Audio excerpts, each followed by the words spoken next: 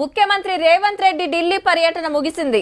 నిన్న Osmania university meeting లో పాల్గొన్న తర్వాత నేరుగా అస్తినాకు వెళ్లిన సీఎం పలువురు ముఖ్య నాయకులతో వరుస భేటీలయ్యారు. తెలంగాణలో రాజకీయ పరిస్థితులు, తాజా పరిణామాలు హైకమాండ్ కు వివరించినట్టు సమాచారం. ముఖ్యమంత్రితో పాటు మంత్రులు, పలువురు కాంగ్రెస్ ఎంపీలు ఉన్నారు. కాంగ్రెస్ అధ్యక్షుడు ఖర్గే సార్ ను హైకమాండ్ పెద్ద సోనియా గాంధీ, రాహుల్ గాంధీ, ప్రియాంక గాంధీని కలిసిరు సీఎం రేవంత్ రెడ్డి, మంత్రి వివేక్ వెంకటస్వామి, ఎంపీ సాల్రు.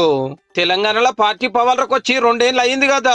పెట్టిన పథకాలు, నడుస్తున్న పనులు, జరుగుతున్న డెవలప్మెంట్ గురించి చెప్పిరట. అట్లనే గ్లోబల్ సమ్మిట్ సక్సెస్ అయింది. 5,75,000 కోట్ల పెట్టుబడులు వచ్చినాయి. తెలంగాణకు కొత్త కొత్త కంపెనీలు వస్తున్న ముచ్చట కూడా ఎల్లబెట్టిండ్రు. పాత రాష్ట్రపతి ప్రణబ్ ముఖర్జీ సార్ జయంతి కార్యం చేసిండు సీఎం సార్ ఇంట్లో.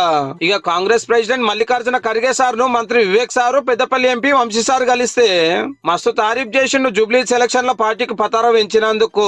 డేట్లు రాకముందుకే మునుంబెట్టి తిరిగింది, చిన్నలు పెద్దలను కలుపుకపోయింది, కావాల్సిన పనులు చేసింది, ప్రచారంలో హిట్లర్ ఓడి పెంచింది. పెద్ద మనిషికి చెప్తే గట్ల కష్టపడ్డారు కాబట్టి పార్టీకి ఇంకో సీట్ పెరిగింది అన్నాడట.